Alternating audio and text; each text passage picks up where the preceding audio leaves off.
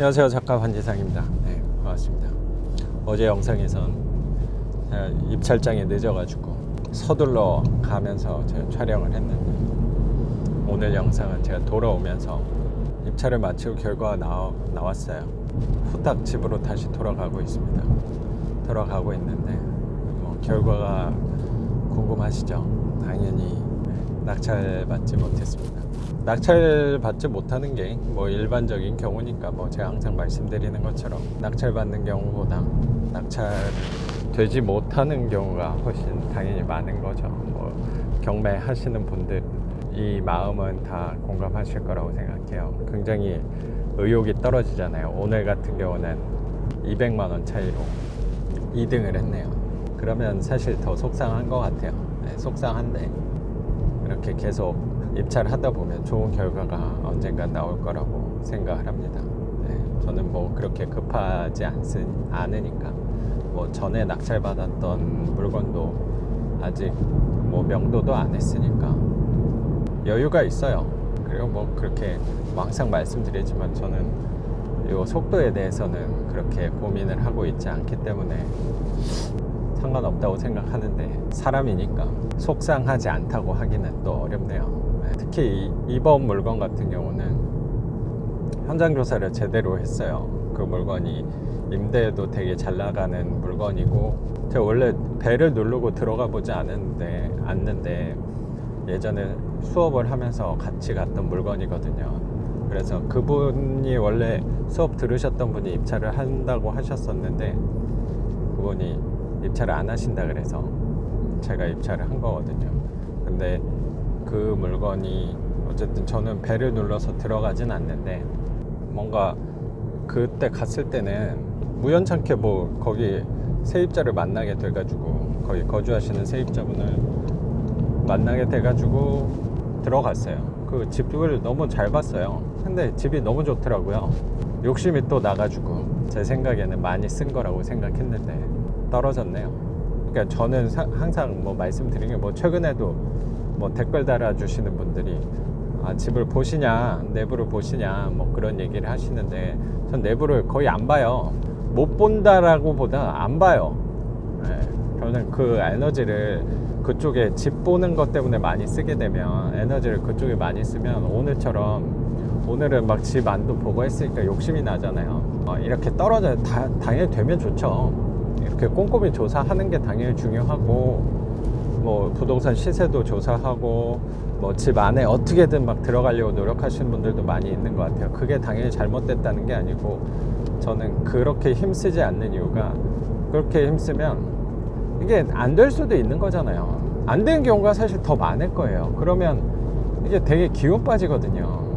하기가 싫어져요. 이거 해가지고 되겠나 라는 생각이 들고, 다음번에는 더 높게 쓰게 되는 것 같아요. 요새 경매 시장이 사실 경매 입찰을 하신 분들은 아시겠지만, 생각보다 이게 경기가 좋든 안 좋든 경매 낙찰되는 금액을 보면은 말도 안 되게 저 가격에 받아가지고 그냥 금매로 사지 뭐하러 이걸 경매로 하나라는 생각이 많이 든단 말이에요. 근데 제가 생각했을 때 그렇게 받아가시는 분들이 이런 것들이 누적되면은 지르게 되는 것 같아요. 그러니까 계속 현장 조사 꼼꼼히 하고, 시세도 조사하고, 세입자도 만나보고, 집안 내부 하자 있나 확인을 해봤는데 계속 떨어지는 거예요.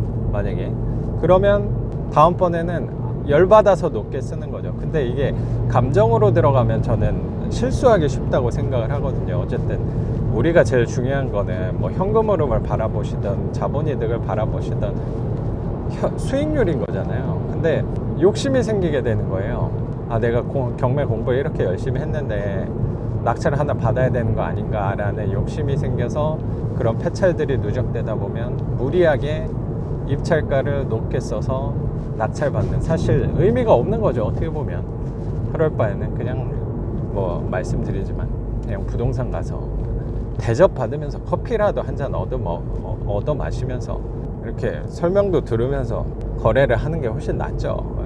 여기서 세입자 만나가지고 명도하고 머리 써가지고 고민하고 그런 거보다 사실 편하게 일반 매매로 가는 게 맞다고 저는 생각을 하는데, 이게 폐차를 계속하면 그런 마음이 흔들리는 것 같아요. 어쨌든 내가 이 공부 이렇게 열심히 했는데, 그리고 노력을 여기 물건을 보는데 노력을 얼마나 많이 했는데 라는 아쉬움, 그런 기회비용들이죠. 기회비용을 많이 썼는데 아깝다라는 생각이 조금 드는 것 같아요. 그래서 그럴 때마다 그런 감정적으로 실수하게 되는 경우가 종종 생기는 것 같아요. 뭐 물론 저도 마찬가지고요. 근데 항상 평정심을 가지려고 노력을 되게 많이 하거든요. 노력하는 부분이 그 낙찰이 됐을 때 내가 마음 관리를 어떻게 행동해야 될까에 대해서 제가 고민을 하고 노력하는 게 아니고, 떨어졌을 때, 낙찰받지 못했을 때 내 마음 관리를 어떻게 해야 되느냐가 더 중요한 것 같아요. 근데 저는 항상 힘쓰는 부분이 떨어졌을 때는 당연한 거다, 떨어진 게 당연한 거다. 그리고 낙찰 받은 분, 제 물건에 들어와서 오늘 저보다 한 단계 위에 쓰신 그분, 제 생각에 뭐 잘 쓰신 것 같아요. 그 정도도 훌륭하게 수익률이 나올 거라고 생각을 해요. 제가 생각할 때는 그렇게 생각을 해야죠. 명분을 하나 찾아야 되는 거예요. 내가 떨어진 거에 대한 합당한 이유를 제가 하나 찾아야 돼요. 제가 여기서 단돈 1원이라도 더 쓰면, 제가 쓴 가격에서 단돈 1원이라도 더 쓰면 저는 떨어지는 게 낫다 라고 생각을 해야 돼요.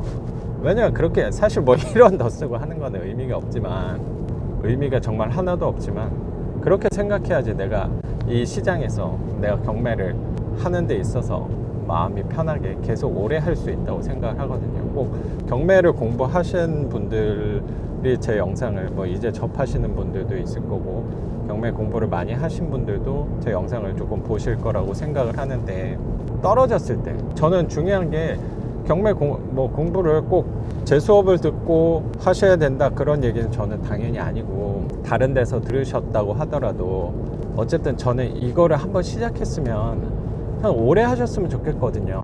저는 수업을 할 때 조금 사례들을 좀 옛날 사례를 많이 갖고 와요. 근데 옛날 사례를 갖고 오는 이유 중에 몇 가지가 이 경매 공부는 저는 어떻게 보면 거의 7년 8년 전쯤에 공부를 했던 거니까 그 지식을 갖고 지금까지 써먹는 거거든요. 그러니까 한번 배워놓으면 별로 바뀌는, 소액 임대차 보증금 표, 그리고 판례 사례들 몇 개 반영되는 거, 뭐 그런 것들만 조금 바뀌는 거지, 중요한 틀, 우리 말소기준 권리 잡고 대항력 있는 세입자, 대항력 없는 세입자 확인하는 거, 그 기본적인 공식은 어차피 똑같아요. 10년이 지나도 20년이 지나도 뭐 바뀌지 않을 거니까 공부 한번 해놓으면 평생 써먹을 수 있단 말이에요. 그래서 이 공부가 어떤 공부보다 되게 효율이 좋다고 생각을 하거든요. 근데 그렇게 힘들게 뭐 이게 사례들 공부도 그렇고, 공부하는 게 뭐 가격도 그런데 뭐 내 노력도 많이 드는 거잖아요. 그렇게 공부를 열심히 하셨으면, 저는 이왕이면 비용도 많이 들이고 시간도 많이 들였으면, 이왕이면 이거 한 채 받으려고 경매를 시작하지는 않으셨으면 좋겠어요. 한 채 받으려고 하시는 분들이 생각보다 한 채도 못 받는, 공부를 시작하고 한 채도 못 받는 분들도 사실 대다수고, 또 한 채만 받고 끝내시는 분들도 사실 되게 많거든요. 근데 한 채만 받고 이 경매 시장을 떠나시는 분들의 특징은 제가 생각할 때 뭐냐면, 계속 폐차를 하다가 열받아서 높게 쓰고, 이게 경매는 이게 뭐 남들 말하는 것처럼 돈을 벌 수 있는 시장이 아니구나, 이거 경매 시장도 끝났구나, 뭐 이렇게 얘기하고 떠나가시는 분들이라고 저는 생각을 하거든요. 근데 저는 항상 강조를 하는 부분이지만, 오래가는 방향에서 고민을 한다면, 오늘 제가 폐차를 한 것처럼 그런 일들은 사실 일상이 돼야지 된다고 생각해요. 항상 가서 폐차를 하면 그게 당연한 거고, 정말 운 좋게 하나 낙찰을 받는 날이 한 2달, 3달에 한 번 있으면 진짜 감사한 거죠.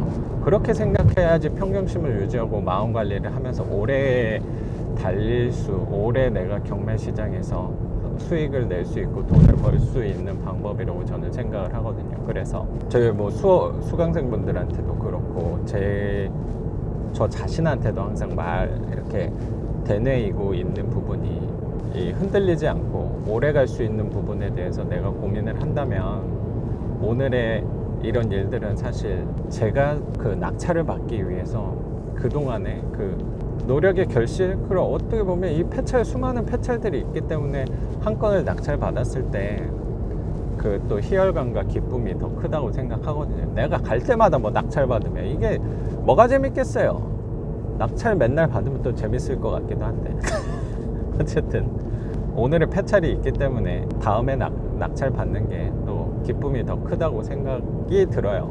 제 구독자분들도 항상 고민하셨으면 좋겠는 게, 내가 이 시장에서 이거를 이왕 배웠으면, 힘들게 배웠으면 여기서 내가 오래 할 수 있는 방법을 한 번씩 고민을 해보시면 분명히 저는 모두 다 자기가 원하는 수익률을 낼 수 있을 거라고 생각해요.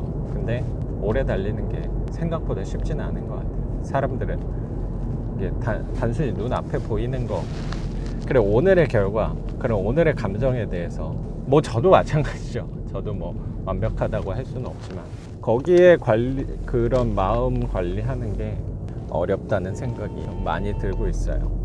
그래서 항상 노력하는 거죠. 저도 마음 관리하려고.